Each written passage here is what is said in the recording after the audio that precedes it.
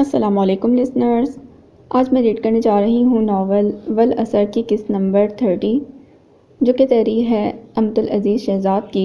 چلیے شروع کرتے ہیں۔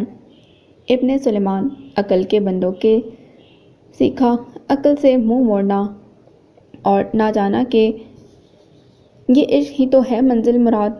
گوبا کو پھرتے رہے ہاتھوں میں لے کر چراغ فہم اور نہ سمجھا کہ یہ عشق ہے مثل آفتاب۔ یہ عشق گر نہ ہو تو کوئی کیوں کر پہنچے حسن تک؟ اس سوال کا کوئی بنتا بھی ہے تم سے جواب؟ بڑے فخر سے بتا رہی تھی کہ اسے لگام ڈال دی، یہ لگام ڈال دی ہے۔ اس وقت عیسیٰ کے تیور کچھ ایسے خطرناک تھے کہ سائقہ رینا کو خاموش کروا کر چپ چاپ وہاں سے نکل آئی، اور اس کے جاتے ساتھ ہی رینا نے تن فن کرتے ہوئے اپنا سامان باندھا اور بچوں کے ہمراہ آر یا پار کے ارادے سے میکے آ بیٹھی۔ فی الوقت عامر اس سارے واقعے سے لا علم تھا، اس نے بھی فون نہیں کیا۔ ارادہ یہی تھا کہ ضمن میں پہلے یہاں سب کی ماہرانہ رائے لے لی جائے، پھر اس کی روشنی میں وہ جو کچھ عامر کو بتانا ہوگا بتا دے گی۔ مگر ہوا کچھ یوں کہ ماہرانہ رائے وائے تو رہی ایک طرف، سب ہی نے تو اس کی درجہ کمزوری پر اسے شرمندہ کرنا شروع کر دیا، اور سائقہ تو بنا بھگوئے اسے ایسے ایسے جوتے مار رہی تھی کہ اس کا بس نہ چلتا کہ وہ خود گولی بن کر عیسیٰ کو جا لگے۔ بس بہت ہوا۔ سب کی سنتے سنتے اچانک ہی وہ ہاتھ اٹھا کر سب کو خاموش کرواتے فیصلہ کن لہجے میں بولی، میں مار دوں گی اسے، ہاں، اور خود جیل چلی جاؤں گی، بے حصہ بے عقل۔ سائقہ نے استہزائیہ لہجے میں کہا تو وہ روحان سی ہو گئی۔ تب تو ہی بتا کہ میں کیا کروں، کچھ ایسا کہ وہ راستے سے ہٹ جائے۔ سائقہ کی بلی جیسی آنکھوں میں سے پاک سی چمک ابھری، اس جیسی حسین پیسوں والی خوشبو میں بسی عورت کو عیسیٰ نے گھر سے نکل جانے کا کہہ کر پل بھر میں 2 کوڑی کا کر دیا تھا، پھر وہ کیوں نہ بڑھ چڑھ کر اسے سبق سکھانے کے مشورے دیتی۔ کیوں، کیا میں کچھ غلط کر رہی ہوں مورے؟ ہاں، سوکھی چمرک مگر سرخ جلد والی، چری طرح پپوٹوں اور نیلی آنکھوں میں بھر بھر کر سرما ڈالے بیٹھی مورے نے جھٹ پٹ اپنا مہندی سے نارنجی بالوں والا سر ہلا کر تائیداً کہا، بالکل۔ رینا اپنے تئیں خود کو مظلوم ترین سمجھ کر آنکھوں میں آنسو بھر لائی اور بڑھائی ہوئی آواز میں بولی، عقل ہی سے تو کام نہیں لیا میں نے، عامر کی محبت میں بے وقوفیاں کرتی رہی، مگر اب بس اور نہیں، اب دیکھنا تم سب میں کیا کرتی ہوں۔ ادھر دکھاؤ مجھے۔ اس نے رضیہ کے ہاتھ سے فون جھپٹ کر نمبر کو بہت غور سے دیکھا تھا، پھر کچھ سوچ کر اپنی قمیض کی جیب سے سیل نکالا اور نمبر ڈائل کرنے لگا، مگر پھر سبز بٹن دباتے دباتے اچانک ہی ٹھہر گیا۔ کیا مجھے پہلے سر آتش سے بات کرنی چاہیے؟ وہ تذبذب سے سوچے گیا۔ تبھی رضیہ بیزار مگر منمنائی آواز میں اسے پکارنے لگی، صاحب میرا فون تو دے دیں۔ ہاں یہ لو۔ وہ اس کی آواز پر اپنے خیال سے باہر آیا اور فون اس کی جانب بڑھاتے بہت سنجیدگی سے پوچھا، وہ اس نمبر پر کب فون کر رہی ہے؟ یہی کوئی 1.5-2 ماہ پہلے۔ اس نے فی الفور تابعداری سے یوں جواب دیا گویا اسی کام کے لیے پیدا ہوئی ہو۔ وہ 2 ماہ سے مسلسل تمہارا فون استعمال کر رہی ہے؟ بیزی کو جیسے یہ فون والی بات کچھ ہضم نہ ہو رہی تھی، خاصے چبھتے لہجے میں بولی، اور تم ہمیں اب بتا رہی ہو؟ ہاں۔ تو وہ ذرا کی ذرا گڑبڑا کر بولی، بنا بتائے چپکے سے اٹھا کر لے جاتی تھی وہ میرا فون، وہ تو بہت جلدی پیسے ختم ہونے لگے، تب مجھے شک پڑا۔ کیا بتاؤں صاحب، وہ اتنی تیز تھی کہ نمبر بھی مٹا دیتی تھی۔ وہ تو اتفاق سے ایک روز مجھے پتا چل گیا۔ اور یہ اتفاق کتنے دن پہلے ہوا؟ بیزی نے تنزن پوچھا، تو وہ جلدی سے بولی، پرسوں ہی تو پتا چلا نا مجھے کہ آپ کیا کھائیں گی ناشتے میں، جو کا دلیا بنا دوں؟ وہ گڑبڑا کر خوشامد سی مسکراہٹ لبوں پر سجا کر بات بدلنے کی غرض سے بولی تو اس نے اپنا کام کر دیا تھا، آگے جو کچھ بھی کرنا تھا خاقان ہی نے کرنا تھا۔ اور اس نے کیا کرنا تھا؟ پیار مانگا تھا، غم دے گئے، فون کر رہی ہے روز تمہاری وہ لیڈی شریفہ۔ ورا سنگھار میز کے سامنے بیٹھی اپنے نم دراز گیسو سلجھا رہی تھی کہ تبھی اس نے بیڈ پر قمیض سے بے نیاز محض شرٹ میں ملبوس کسل مندی سے نیم دراز سہراب کو بڑی مستی بھرے انداز میں بولتے سنا، سوچ رہا ہوں کہ کسی دن مورے کو اس سے ملوانے لے ہی جاؤں، لانا ہے تو یہاں لے کر آؤ۔ وہ حتی الامکان گوشہ عافیت کے ذکر سے گریز کیا کرتی تھی، تو اس نام پر اس کے بال سنوارتے ہاتھ یک لحظہ تھمے، پھر وہ فوراً ہی خود کو سنبھال کر سنجیدگی سے بولی، وہاں لے جا کر کیا کرنا ہے؟ وہاں لے جا کر رشتہ دینا ہے نا تمہاری اس بیچاری سی کزن کا، اور کیا کروں گا؟ وہ بے حسی سے ہنستے ہوئے کچھ ایسے لہجے میں گویا ہوا جیسے وہ وہاں جا کر آئس کریم کھانے کی بات کر رہا ہو۔ ورا کے اعصاب تن گئے، مگر پھر فوراً ہی اس کے دل نے کہا کہ نہیں، یقیناً اس کے اس جملے کا مفہوم کچھ اور ہے۔ تبھی وہ برقی رفتاری سے اس کی جانب گھوم کر جیسے اپنے اس گمان خوش گمانی کی تصدیق کرنے کی غرض سے سوالیہ ہوئی، کیا کہہ رہے ہو؟ وہی جو تم سن رہی ہو، وہ اس کے تاثرات سے حذر اٹھاتے ہوئے بولا۔ کم صورت لڑکی ہے، وفادار رہے گی۔ یہ کیا کر رہا تھا وہ؟ اس کی خوشگمانی پورے قد سے زمین بوس ہوئی تھی، سو اسے اس قدر طیش آیا کہ اس نے بلا سوچے سمجھے ہاتھ میں موجود لکڑی کا اچھا خاصا وزنی ہیئر برش پوری قوت سے دا کر اس کی جانب اچھالا۔ نتیجتاً برش ٹھگ سے اس کے ماتھے پر جا لگا۔ وہ تکلیف سے دوڑا ہو گیا۔ ارمونی وہ آنکھوں کے سامنے رقصہ چاند ستارے بلکہ پوری کہکشاں کو بمشکل تمام ایک جانب دھکیل کر سیدھا ہوا۔ تیری اتنی جرأت کہ عورت ہو کر سہراب خان پر ہاتھ اٹھاتی ہے؟ وہ غصے میں بھرا، گولی کی رفتار کو مات دیتے اس تک پہنچا اور تپڑ گھونسے لاتے جو جی میں آیا اسے مارتا رہا، یہ دیکھے بغیر کہ وہ تو اس کی دوسری ہی ٹھوکر میں ہوش و خرد سے بیگانہ ہو گئی تھی۔ ہمیں خوشی ہے کہ آپ کی کتاب کو دنیا بھر میں پذیرائی مل رہی ہے۔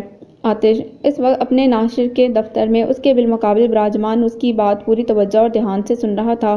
دفتر سے باہر لندن بھیگ رہا تھا اور درمیان میں دری سفید پیالیوں میں موجود بلیک کافی سے خوشبودار سا دھواں اٹھتا تھا اور وہ سرخ سفید بھاری جثے اور سبز آنکھوں والا ناشر بہت مسرت سے کہہ رہا تھا، اس مکے متن پر بات ہو رہی ہے، مکالمے ہو رہے ہیں، ہمیں امید ہے کہ جلد ہی اس کا دوسرا ایڈیشن مارکیٹ میں لانا پڑ جائے گا، تو کیوں نہ ہم آپ کے لوٹنے سے پہلے اس کے معاہدے کے بارے میں بات کر لیں۔ آتش نے اس کا مدعا پورے تحمل سے جاننے کے بعد ایک گمبھیر سوچ میں انکار ابھرا ہی تھا کہ تبھی اس کا سامنے میز دھرا فون تھرتھرا اٹھا۔ ایکسکیوز می، کال خاقان کی تھی اور جسے وہ نظر انداز نہیں کر سکتا تھا۔ تبھی محترم ناشر سے معذرت کرنے کے بعد اس نے فون اٹھا کر کان سے لگایا۔ آداب سر آتش۔ ہاں خاقان، کہو کیا بات ہے؟ آتش نے اپنی ٹھہری ہوئی مخصوص آواز میں پوچھا، تو دوسری جانب سے وہ بے تکان شروع ہو گیا۔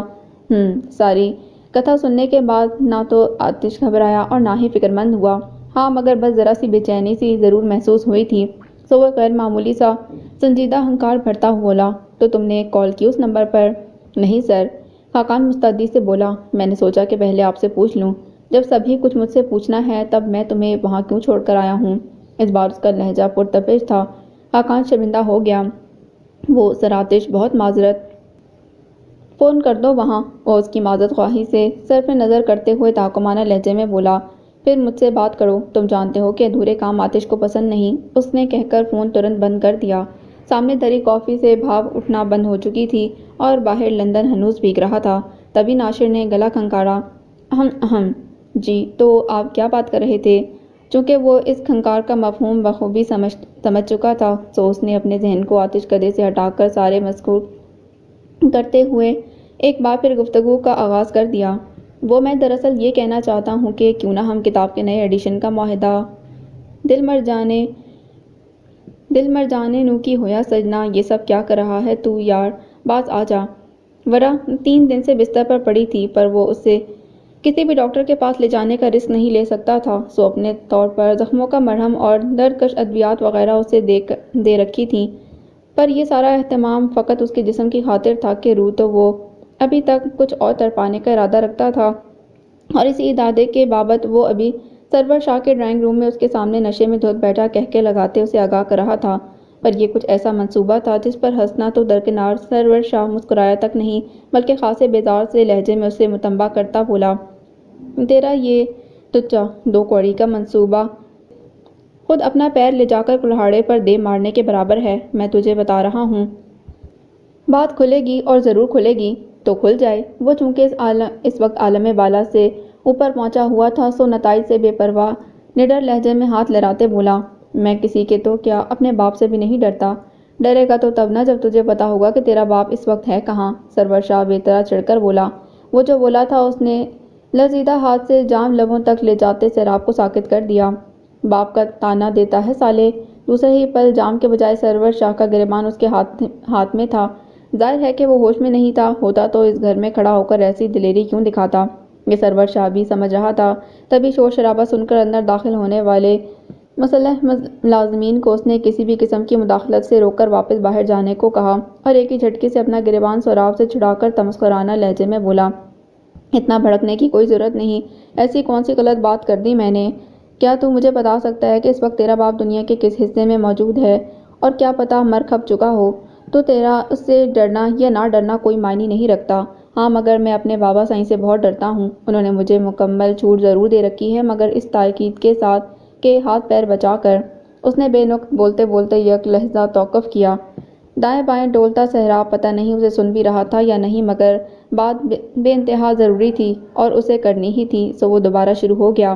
دیکھ، ابھی الیکشن سر پر ہیں، پارٹی انہیں ٹکٹ دے چکی ہے، ایسے میں اگر میری وجہ سے کچھ گڑبڑ ہوئی تو واقعی مجھے نہیں چھوڑیں گے، اور پھر میرا قصور اس فتنے میں ہے ہی کیا؟ سارے مزے تو تو نے لیے، اس لیے پہلے یہ بکواس بند کر اور توجہ سے میری بات سن۔ اسے اچانک ہی فضا میں گونجتے اسی نغمے کا دھیان آیا تھا کہ جو صوفے پر پڑے صراف کے فون سے مسلسل منتشر ہو رہا تھا۔ تمہیں جو کہنا ہے کہو، یہ بند نہیں ہوگا، وہ جیسے تڑپ کر بولا۔ اسے بند کر کے ایسا لگتا ہے جیسے میرے چاروں طرف قبر کا سناٹا پھیل گیا ہو۔ پاگل کا بچہ، اس کی توجہ پر سرور شاہ بساختہ زیر لب بڑبڑایا، پر بہت میٹھے سے لہجے میں بولا، میرے جگر بات سن، تیرا مقصد اسے اذیت دینا ہے نا؟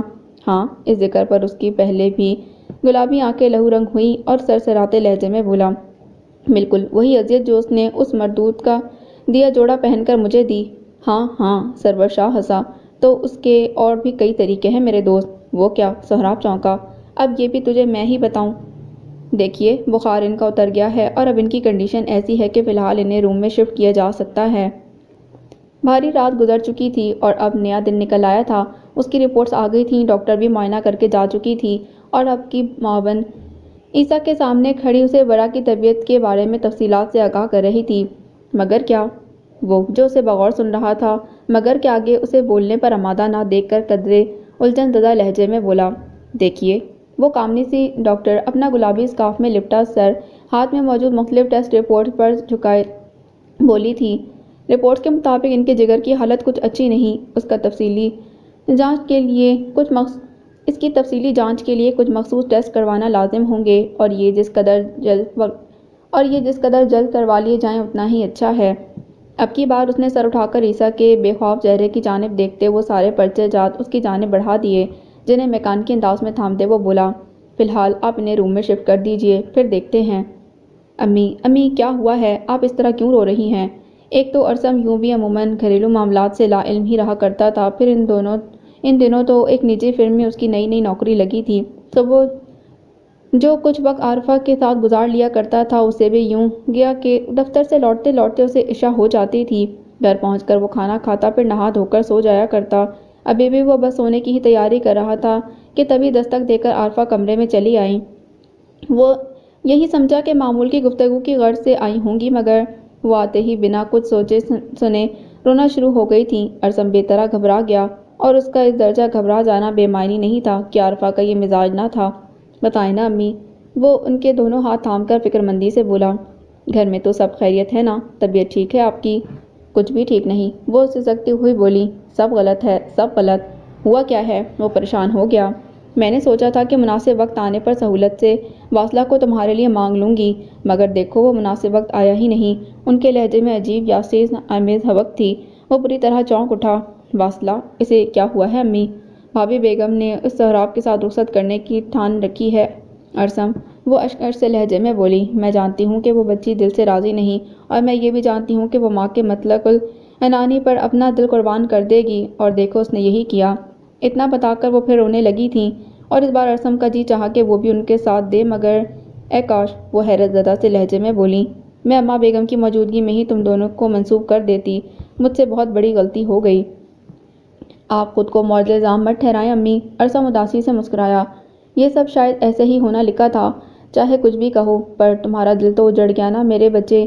ان کی ممتا تڑپ رہی تھی کہ یہ ان کا وہ درویش صرف بچہ تھا کہ جس نے ان سے کبھی کوئی فرمائش، کوئی خواہش نہ کی تھی، اور جب اس کے دل نے ایک تمنا کی تو گوشہ عافیت کے مکینوں کے دل شاید بنے ہی اجڑنے کے لیے ہیں امی، ایک اور صحیح۔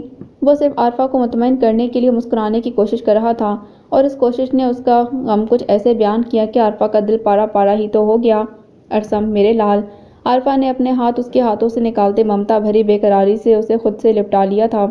وہ مرد تھا، ماں کے سامنے کمزور نہیں پڑنا چاہتا تھا، مگر اس کی آنکھ میں موجود آنسو کو نہ اس کی جن سے سروکار تھا اور نہ ہی صدمے سے، سو وہ بے اختیار آنکھ سے باہر نکلا اور عارفہ کے کندھے میں جذب ہو گیا، اور ہاں اسی رنگ کا ایک آنسو اس وقت کمرے سے باہر کھڑی ارسم کے لیے چائے لے کر آتی رجا کی آنکھ سے بھی ٹپکا تھا۔ گوشہ عافیت کے مکینوں کے دل شاید بنے ہی اجڑنے کے لیے ہیں، اس کا دل چاہا وہ پھوٹ پھوٹ کر رو دے، مگر کیا پھوٹ پھوٹ کر رونے سے اس سچائی نے تبدیل ہو جانا تھا؟ لڑکی کے چکر میں سارے خاندان کی ناک کٹوا دی، مگر پھر بھی خود تو نہیں گیا گھر چھوڑ کر۔ عامر نے کچھ عرصہ قبل ہی کنسٹرکشن کے ہاتھ میں کام ڈالا تھا۔ فی الحال یہ کام شراکت داری کی بنیاد پر تھا، مگر اس کے عزائم بہت بلند تھے اور وہ ابھی سے خود کو ملک ریاض کے مقام پر دیکھ رہا تھا۔ بہرکیف وہ اس وقت اپنے کاروباری ساتھی بابر جمانی کے ہمراہ ایک سائٹ کے دورے پر تھا۔ تب رینا نے اس کے سیل پر خشک آنکھوں سے بلک بلک کر روتے ہوئے ہمیشہ کے لیے گھر چھوڑ کر آنے کی اطلاع دی۔ وہ چونکہ اس وقت مرکزی شہر سے قدرے فاصلے پر موجود تھا، سو فوری طور پر تو نہیں، مگر آیا پہلی فرصت میں ہی تھا، اور اب اپنے سسرال میں رینا کے سامنے مجرمانہ انداز میں سر جھکائے بیٹھا اس کی دہائیاں سن رہا تھا۔ اور جرأت تو دیکھو، آج میری بہن کو گھر سے نکال دیا۔ بس بہت ہو گیا۔ ظاہر ہے کہ رینا نمک مرچ کا بے دریغ استعمال کر کے اسے سارے واقعے سے آگاہ کر چکی تھی، اور خیر یہ بات ہی کچھ اس نوعیت کی تھی کہ اگر وہ یہ نمک اور مرچ ضائع نہ بھی کرتی تب بھی ذائقہ اس کا من پسند ہی بنتا تھا۔ سو وہ تیش میں بری طرح ابلتا ہوا بولا، بات کرتا ہوں میں اس سے۔ کر لی تم نے بات، رینا کلس کر بولی، اور سمجھ لیا اس نے، اور جو کچھ وہ خود کو سمجھتا ہے اس کا مظاہرہ تم بہت بار دیکھ ہی چکے ہو۔ عاجز آ گیا ہوں میں اس سے، وہ بیزاری آمیز زہر خون سے لہجے میں بولا۔ کام پر ذہن گھر میں ہی اٹکا رہتا ہے، پتہ نہیں کم وقت سے جان کیسے چھوٹ جائے گی، وہ بہت محتاط مگر معنی خیز سے لہجے میں بولی۔ تو عامر چونکا۔ وہ کیسے؟ یہ بات تو تم مانتے ہو نا کہ وہ گھر اب ہمارا اور ہمارے بچوں کا ہی ہے؟ رینا نے بہت جانچتی ٹولتی نظروں سے اسے دیکھتے سوال کیا۔ ہاں ہاں، وہ رونق سے بھرپور لہجے میں زور و شور سے سر ہلاتے جواباً بولا۔ تو اور پھر کس کا ہے؟ بس، رینا کی مکار آنکھیں چمکیں۔ تو پھر اب نکالنا ہوگا اسے وہاں سے۔ یہ حربہ تو آزما کر دیکھ لیا، وہ متفکر سے لہجے میں بولا۔ اب کیا کریں؟ مجھ پر بھروسہ ہے تمہیں؟ وہ چند ثانیے توقف کے بعد اپنی جگہ سے اٹھ کر اس کے نزدیک آ بیٹھی اور بہت دلار سے استفسار کیا، خود سے بھی زیادہ۔ فرتے جذبات سے عامر اس کا ہاتھ تھام کر بولا تو اس بار وہ بہت بھرپور فیصلہ کن انداز میں مسکرائی، پھر بولی، بس تو پھر تمہیں میرا ساتھ دینا ہوگا۔ واصلہ؟ رجا جو ارسم اور عارفہ کی گفتگو سن کر بہت بوجھل دل اور بھاری قدم لیے اپنے اور فاصلہ کے مشترکہ کمرے میں داخل ہو رہی تھی، واصلہ کی ہتھیلی پر رکھا ٹیبلٹ کا ڈھیر دیکھ کر متوحش انداز میں چیختی فوری طور پر اس کے نزدیک آئی تھی اور جیسے لمحے کے ہزارویں حصے میں ہاتھ مار کر اس کی گلابی ہتھیلی خالی کر دی۔ یہ کیا کرنے چلی تھیں؟ اس کا سانس اب بھی قابو میں نہیں آ رہا تھا، چنانچہ اس سے ٹپٹتے ہوئے بولی، اور وہ یوں روئی گویا بے بسی مجسم ہو گئی ہے۔ تو تم ہی بتاؤ نا رجا، میں اور کیا کروں؟ حقیقت تو یہ تھی کہ شریفہ کے جذباتی وار نے اسے ذہنی اور جذباتی طور پر بہت پست کر دیا تھا۔ شریفہ کو انکار وہ اب نہیں کر سکتی تھی، اور اقرار کا مطلب سہراب کا ساتھ تھا، اور یہ نام ہی سن کر کچھ تھا جو اس کے اندر سرخ بتی جلا دیتا تھا۔ گجا کہ اس کی رفاقت پر یہ بات شریفہ کو کیسے سمجھائی جا سکتی ہے؟ ظاہر ہے کہ کسی بھی طرح نہیں، سو اسے سب سے سہل یہی راستہ لگا کہ کچھ کھا کر اپنی ہی جان ختم کر لے، تب تو سارا مسئلہ ہی حل ہو جانا تھا۔ مایوس کیوں ہو رہی ہو؟ نکالیں گے نا مل کر کوئی راستہ، وہ اسے بے ساختہ خود سے لگا کر او پڑی۔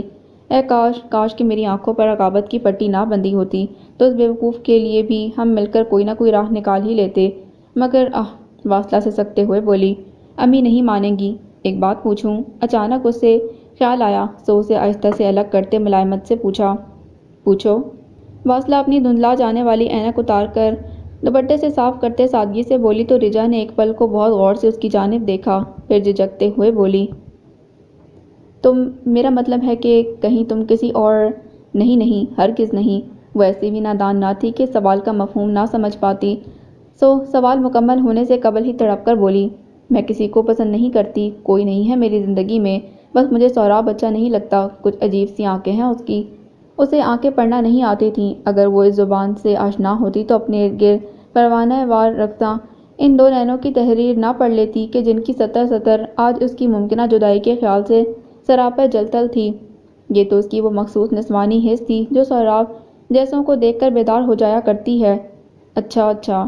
رجا کو اپنے استفسار کا تسلی بخش جواب حاصل ہو گیا تھا، سو سر ہلا کر نرمی سے بولی، ٹھیک ہے، میں سمجھ گئی، دیکھو مجھ سے وعدہ کرو کہ اب تم کوئی حماقت نہیں کرو گی۔ کرتے ہیں کچھ، انشاءاللہ خیر ہوگی۔ وہ بہت سنجیدگی سے کچھ سوچ رہی تھی۔ آج شانی کے چھوٹے بیٹے کی سالگرہ تھی، سبھی وہاں مدعو تھے، ظاہر ہے رینا اور عامر بھی۔ عیسیٰ تو خیر پہلے بھی کم آمیز تھا، اور اب برا کے قصے کے بعد تو معاملہ ہی خیر دیگر تھا۔ سو وہ وہاں تو نہیں گیا، مگر اس وقت گھر میں بھی نہیں تھا۔ اگر ہوتا تو بھی آنے والوں نے اس کی خاطر خواہ انتظام کی بابت بھی لائے عمل ترتیب دے رکھا تھا۔ بہرکیف وہ 3 عدد سیاہ ہیولے تھے جو بے آواز چلتے پہلے تو بڑے آرام سے گھر کی دیوار پھاند کر اندر داخل ہوئے، پھر دھیرے دھیرے چلتے گھر کے اندرونی داخلی دروازے کے سامنے جا کھڑے ہوئے۔ پھر ان میں سے ایک نے اپنے پاس موجود چابی سے مقفل دروازہ بڑی سہولت سے کھولا۔ یوں وہ تینوں آگے پیچھے گھر میں داخل ہوئے۔ وہ کون سا کمرہ ہے جس میں نہیں جانا؟ نسبتاً پستہ قد اور چھوٹی چھوٹی شفاف آنکھوں والے نے ان دونوں کی قیادت کا فریضہ سر انجام دینے والے یعنی اپنے باس سے چاروں جانب نظریں دوڑاتے ہوئے پوچھا۔ ڈرائنگ روم کے ساتھ والا چھوٹا کمرہ، باس نے کرخت آواز میں یاد دہانی کروائی اور اس کے ساتھ ہی مذکورہ کمرے کی تلاش میں نکل کھڑا ہوا، جو فوراً ہی اسے سامنے دکھائی دے گیا۔ یہ رہا، وہ بائیں ہاتھ سے اشارہ کرتا تحکمانہ لہجے میں بولا۔ چلو اب جلدی کام پر لگ جاؤ۔ اس کے حکم دیتے ہی ماتحت یوں حرکت میں آئے گویا کہ کسی نے بٹن دبا کر انہیں چالو کر دیا ہو۔ وہ اپنے کام میں ماہر تھے، سو جلدی سے سارے گھر کو ادھیڑ کر رکھ دیا اور اپنے مطلب کا سامان اپنے پاس موجود چرمی تھیلیوں میں پھرتی سے بھرا اور نکلنے کے لیے کھڑے ہو گئے۔ مگر تبھی باس کو کچھ یاد آیا اور اس نے لاؤنج میں رکھا سونی کا ٹی وی اٹھایا اور باورچی خانے میں لا کر چولہے پر رکھنے کے بعد چولہا جلا دیا۔ اب بھاگو۔ کام مکمل ہو گیا، سو برقی رفتاری سے واپس ہو لیے۔ گھر میں اب کوئی زیرو نہ تھا، ہاں مگر شعلے۔ ہیلو، السلام علیکم۔ آتش سے اس کے مخصوص انداز کی جھاڑ سننے کے بعد خاقان اپنی غلطی کے سدھار کے لیے خاصا مستعد ہو گیا تھا۔ تبھی ادھر آتش نے فون رکھا۔ ادھر اس نے اپنے فون سے اسی مشکوک نمبر پر کال ملائی جو کسی نے اٹھائی ہی نہیں۔ تب 2-3 بار مزید کوشش کے بعد وہ لاؤنج میں چلا آیا اور ذرا توقف کے بعد لینڈ لائن سے کال ملائی۔ اس بار تیسری ہی گھنٹی پر دوسری جانب سے کسی لڑکی نے فون اٹھا لیا تھا۔ وعلیکم السلام۔ خاقان کی ساری حسیات چوکس ہو گئیں، سو وہ خاصے محتاط سے لہجے میں جواباً بولا۔ پھر پوچھا، آپ کون بات کر رہی ہیں؟ فون آپ نے کیا ہے؟ دوسری جانب سے جو کوئی بھی تھی خاصے کھردرے لہجے میں بولی۔ آپ بتائیے کہ کون ہے، کس سے بات کرنی ہے؟ دراصل یہ فون خولا نے کروایا ہے۔ اس نے اپنے تئیں دوسری جانب دھماکہ کر کے انہیں بوکھلانے کی کوشش کی تھی، مگر وہ تعجب سے بولی، کون خولا؟ ہم کسی خولا کو نہیں جانتے، سوری رانگ نمبر۔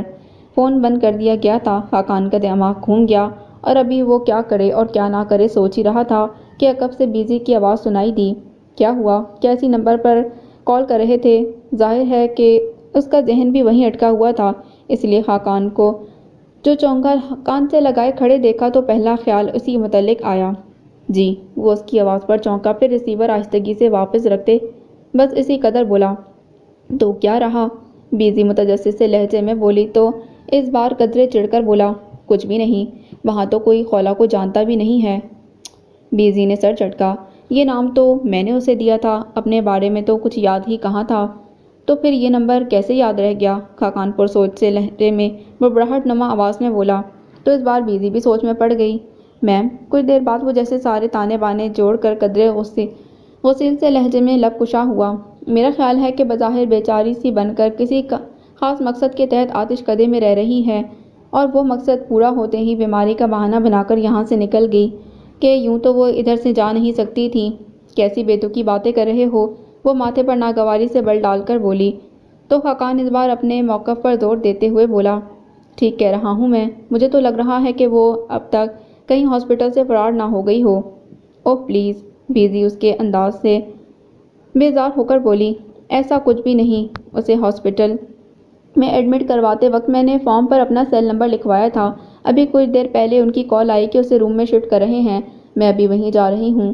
نہیں میم، وہ پہلے تو اس اطلاع پر چونکا، پھر فیصلہ کرتے بولا، اب وہاں آپ نہیں بلکہ میں جاؤں گا، مجھے اس معاملے کو ہینڈل کرنا ہے، یہ سر کا حکم ہے۔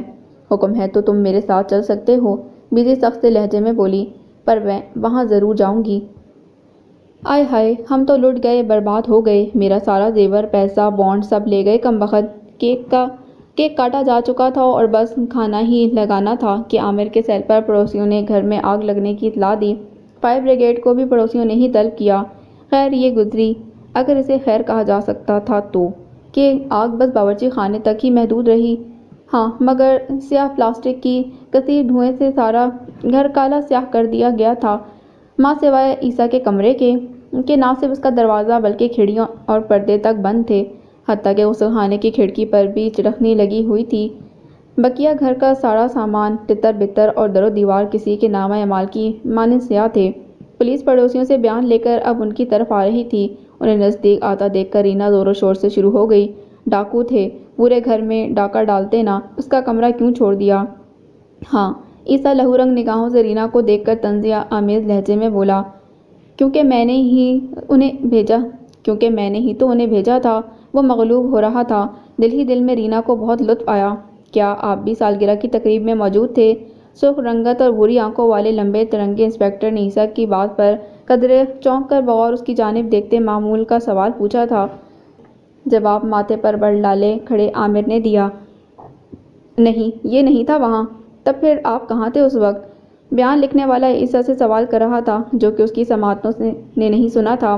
شاید سن لیا پر سمجھ نہ پایا کہ سمجھنے کے لیے ذہن کا حاضر ہونا ناگزیر ہے، جبکہ اس کا ذہن تو عامر کے کمرے کے بکھرے سامان کے درمیان پڑی اس جنرل میں الجھ کر رہ گیا تھا، جو اس نے نویں جماعت میں بڑی محنت سے بنایا تھا اور جو اچانک ہی کہیں غائب ہو گیا تھا۔ اور یہ عقدہ تو بس ابھی ہی اس پر کھلا تھا کہ وہ خود بخود ہی کہیں غائب نہیں ہوا تھا، بلکہ آپ سے کچھ پوچھ رہا ہے یہ؟ انسپکٹر نے اسے گمسم دیکھ کر قدرے رعبدار آواز میں متوجہ کرتے ہوئے پوچھا۔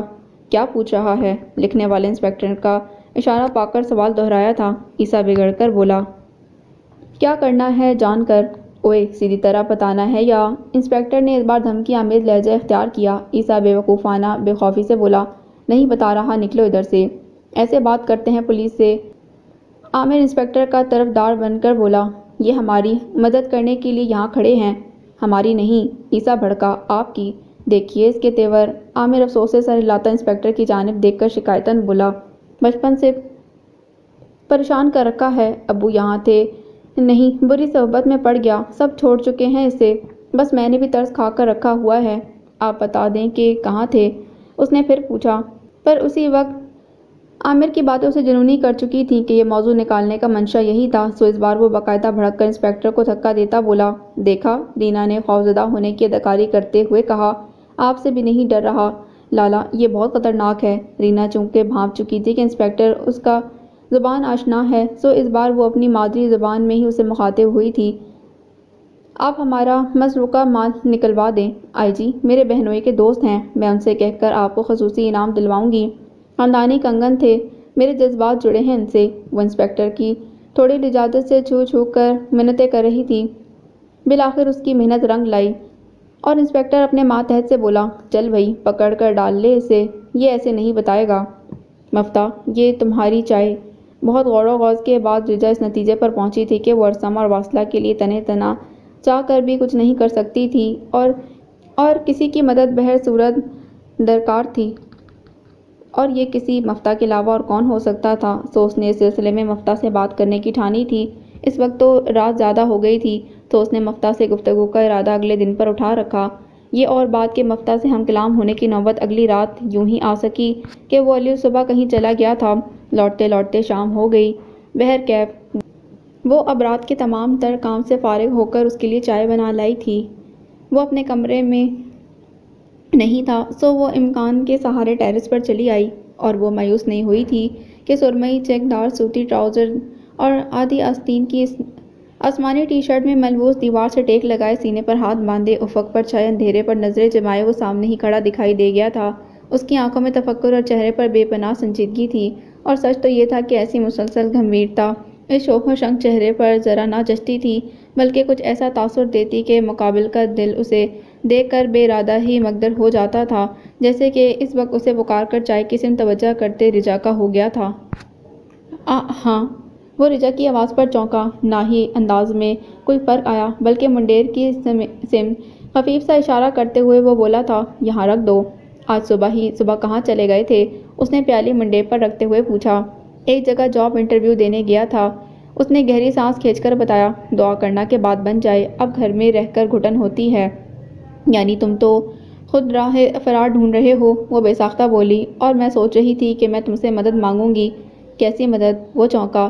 فرار والی بات اس نے نظر انداز کر دی تھی۔ اس سوال پر رجا چند ثانیے اس کی جانب سنجیدگی سے یوں دیکھتی رہی، گویا کہ بات کا سرا تلاش کر رہی ہو، پھر اچانک بولی، واصلہ سوراب سے شادی نہیں کرنا چاہتی مفتاح، میں اس کی لڑائی لڑ رہا تھا۔ ظاہر ہے کہ یہ انکشاف نہیں تھا، سو وہ سپاٹ لہجے میں بولا، پر اس نے بیوقوفوں کی طرح امی کے آگے خود ہی ہتھیار ڈالے ہیں۔ ہتھیار اس نے تائی بیگم کے سامنے نہیں۔ رجا افسردگی سے تصحیح کرتی ہوئی بولی، اپنی بزدلی اور کم ہمتی کے آگے ڈالے ہیں۔ نہ تو وہ تائی بیگم کو انکار کر سکتی ہے، نہ ہی سوراب کے لیے اقرار۔ سو اس نے اپنے لیے ایک تیسری راہ چنی ہے۔ کون سی تیسری راہ؟ مفتہ چوکس ہوا۔ ظاہر ہے کہ قدرتی طور پر اس وقت اس کے ذہن میں وہی تیسری راہ آئی تھی کہ جس پر چل کر وہ بے عقل خود اپنا پتہ کھو بیٹھی تھی۔ کل رات وہ خودکشی کرنے جا رہی تھی مفتہ، رجا نے گمبھیرتا سے بتایا۔ وہ ایک جھٹکے سے بالکل سیدھا کھڑا ہو گیا۔ کیا بات کر رہی ہو؟ ہاں، اس کے نزدیک تیسرا راستہ ورا سے مختلف ہی تو ہو سکتا تھا، مختلف مگر انجان، لگ بھگ وہی۔ ہاں مفتہ، رجا روحانچے سے لہجے میں بولی، وہ تو میں وقت پر پہنچ گئی، ورنہ تو آج پھر ایک بار گوشہ عافیت میں ہم ورا کو کھو چکے ہیں مفتہ۔ پر واصلہ کو بچانا ہوگا۔ عباد بھائی کا دل تو جڑ گیا، پر ہم ارسم کا دل تو آباد کر سکتے ہیں نا؟ کیا مطلب؟ وہ جو واصلہ کے لیے بہت جذباتی سا ہو کر رجا کی بات سن رہا تھا، اس کے نام پر دفتن درمیان میں آنے پر چونکا۔ کب وہ یہ لحظہ توقف کے بعد دوبارہ بہت دلگیر سے لہجے میں گویا ہوئی۔ ہاں مفتہ، ارسم بچپن سے واصلہ کو چاہتا ہے اور بہت چاہتا ہے۔ امی کو بھی اس راز میں شریک کر رکھا ہے، پر مجھے یہ بات اتفاقاً کل ہی پتہ چلی۔ میرا نیک سیرت سادہ دل بھائی بہت اچھا ہے مفتہ، وہ کسی علت کا شکار نہیں۔ پھر اب تو اس کی جاب بھی لگ گئی ہے۔ تم بات تو ایسے کر رہی ہو جیسے کہ میں اسے جانتا ہی نہیں، وہ ذرا چڑھ کر بولا تھا۔ جانتے ہو تو کچھ کرو نا مفتہ، وہ اصرار کرتے ہوئے بولی۔ اگر یہ دل نہ جڑ سکا تو شاید اگلی باری تمہارے دل کی ہو۔ اب کیا محسوس کر رہی ہو؟ اسے انتہائی نگہداشت سے کمرے میں منتقل کیا جا چکا تھا، پر ابھی بھی ڈرپس وغیرہ لگی ہوئی تھیں۔ ہاں مگر یہ تھا کہ بار بار جو بے ہوشی طاری ہو رہی تھی، بخار سنبھل جانے کی وجہ سے اب وہ کیفیت نہیں تھی۔ کچھ دیر قبل اسٹاف بی پی وغیرہ کی جانچ معلوم کے مطابق کر چکے تھے، اور وہ اس وقت بستر پر بے حس و حرکت دراز یکٹک کمرے کی چھت کو دیکھے چلی جاتی تھی کہ تبھی اس سے قدرے فاصلے پر موجود عیسیٰ نے اپنی سرخ تھکن زدہ آنکھوں سے اسے تشویش زدہ انداز میں دیکھتے ہوئے ایک دم ہی پوچھا تھا۔ بالکل ویسا ہی، وہ بے تاثر لہجے میں ہنوز چھت ہی کو تکتی بولی تھی، جیسا کہ بجھنے سے قبل دیے کی ٹمٹماتی لو محسوس کیا کرتی ہوگی۔ ورا حالات خواہ کیسے بھی کیوں نہ ہوں، مایوس نہیں ہوتے۔ اسے اپنے منہ سے یہ الفاظ برآمد ہوتے سن کر خود اپنے آپ پر حیرت ہوئی کہ ایسی باتیں تو وہ پہلے والا عیسیٰ کیا کرتا تھا، تو یہ کیا اس کے مل جانے کا اعجاز تھا؟ میں مایوس نہیں، وہ نقاہت زدہ سی آواز میں بولی، بلکہ بہت بہت خوشی ہوئی اپنی نجات قریب دیکھ کر۔ کچھ کھاؤ گی؟ وہ گھبرانا کبھی کا ترک کر چکا تھا، پر اس سمے نہ جانے کیوں اسے بہت گھبراہٹ سی ہوئی۔ تب وہ موضوع بدلنے کی غرض سے بولا، کچھ چاہیے؟ ہاں سر، مجھے معافی چاہیے۔ ورا وہ یاسیر سے بولا، یہ بات ہم بعد میں کریں گے۔ نہیں سر، یہ بات میں ابھی اور اسی وقت کرنا چاہتی ہوں۔ تم کل بھی ضدی تھیں، وہ اداسی سے مسکرایا۔ تم آج بھی ویسے ہی ہو۔ نہیں سر، میں ویسی بالکل نہیں، وہ پپڑی زدہ لبوں پر زبان پھیر کر بولی۔ ریزہ ہو چکی ہوں۔ ورا خاموش ہو جاؤ۔ اسے لگا وہ غبار اتنے برس سے دل میں دبائے بیٹھا ہے، وہ طوفان کی صورت باہر آ جائے گا، تبھی بہت وحشت سے بولا تھا، ہو جاؤں گی۔ وہ کرب سے ہنسی، ہمیشہ کے لیے ہو جاؤں گی، بس ایک آخری بار مجھے جی بھر کر بولنے دیں۔ کیا ہے کیا تمہارے پاس بولنے کے لیے؟ کیا آپ سنیں گے؟ اس سوال پر وہ کچھ نہیں بولا، بس شائستگی سے چلتا سامنے صوفے پر جا بیٹھا تھا۔ یہ ایک طرح سے اندھیا تھا، سو وہ ایک بار پھر مستفیر ہوئی۔ کہاں سے شروع کروں؟ جہاں سے ضروری سمجھتی ہو۔ سوراب خان زادہ؟ ظاہر ہے کہ اس نام سے قبل تو وہ 17 برس کی الہڑ نوخیز تھوڑی معصوم اور زیادہ بے عقل سی لڑکی اسے سب بتا ہی چکی تھی، سو اب اس 26 سالہ زندہ لاش نے اس کے بعد کا قصہ شروع کیا تھا۔ میں ہمیشہ ہی سے کسی ایسی محبت کی متلاشی تھی کہ جس سے بلا شرکت غیر صرف اور صرف میرا حق ہو، اور سوراب وہی محبت بن کر میری زندگی میں آیا۔ باقی کا قصہ انشاءاللہ اگلے ایپیسوڈ میں۔ اگر یہ ایپیسوڈ آپ کو پسند آئی ہے تو پلیز میرے چینل کو سبسکرائب کریں، ویڈیو کو لائک کریں۔ ملتے ہیں اگلے ایپیسوڈ کے ساتھ۔ اللہ حافظ۔